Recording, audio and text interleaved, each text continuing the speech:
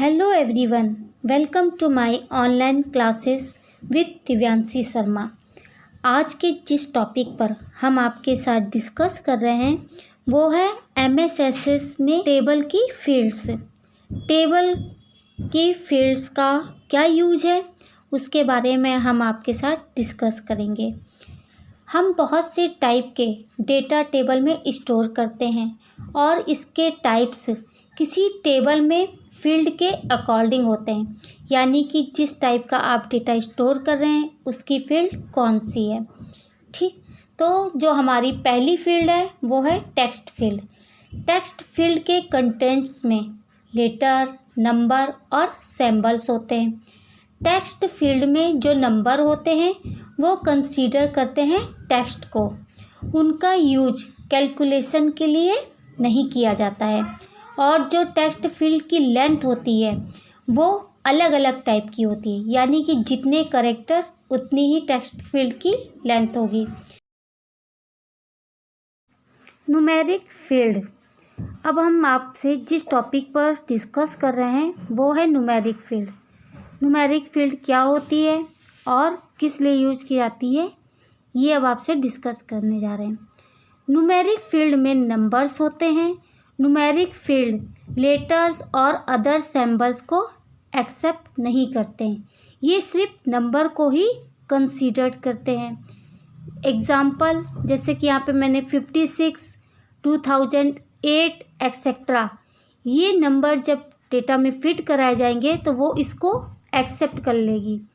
लेकिन अदरवाइज आप सिंबल्स या कैरेक्टर उसमें फिट कराएंगे डेटा में तो न्यूमेरिक फील्ड उसको एक्सेप्ट नहीं करेगी। ओके। Currency field. अब जिस फील्ड के बारे में आपसे डिस्कस कर रहे हैं वो है करेंसी फील्ड। करेंसी फील्ड में वो सिंबल्स होते हैं जो करेंसी के लिए यूज होते हैं, जैसे कि डेसिमल और कोमाज, जिसकी की ज़रूरत हो।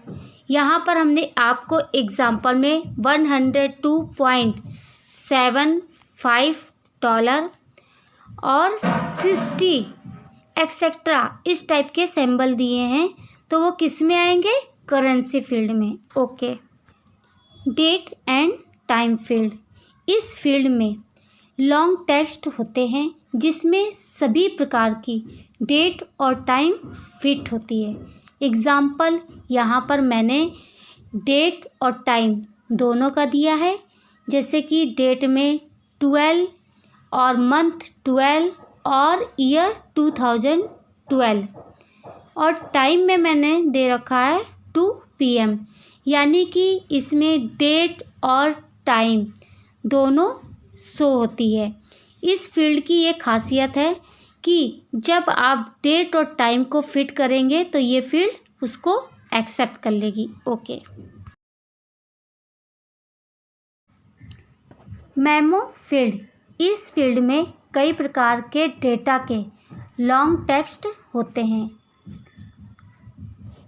एग्जाम्पल जैसे कि यहाँ पर दिया गया है, hello, name is Mayank, I am 23 years old, I live in new Delhi etcetera, यानी कि इसमें लॉन्ग टेक्स्ट को हम लोगों ने डेटा में फिट कर रखा है मेमो फील्ड के अंदर।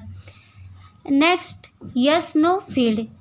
इस फील्ड में कैरेक्टर्स रिप्रेजेंट करते हैं यस या नो या फिर ट्रू और फॉल्स, यानी कि जो भी डेटा होते हैं वो यस या नो में फिल होते हैं या फिर ट्रू और फॉल्स के रूप में। ओके।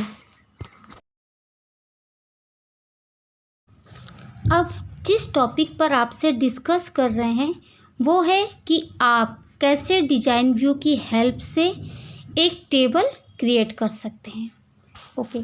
सबसे पहले आप डिजाइन व्यू की मदद से टेबल के स्ट्रक्चर को क्रिएट करें। डिजाइन व्यू की मदद से टेबल बनाने के लिए इन स्टेप्स को फॉलो करें। स्टेप फर्स्ट, रिबन से क्रिएट टैब पर क्लिक करें। स्टेप 2, क्लिक करें टेबल डिजाइन पर टेबल ग्रुप से। ओके। स्टेप 3, फील्ड का नेम टाइप करें। डेटा टाइप कॉलम पर टैब को प्रेस करके। स्टेप 4, ड्रॉप डाउन लिस्ट पर एक एरो दिखाई देगा, उस एरो को क्लिक करके आप लिस्ट से डेटा टाइप को सिलेक्ट करें।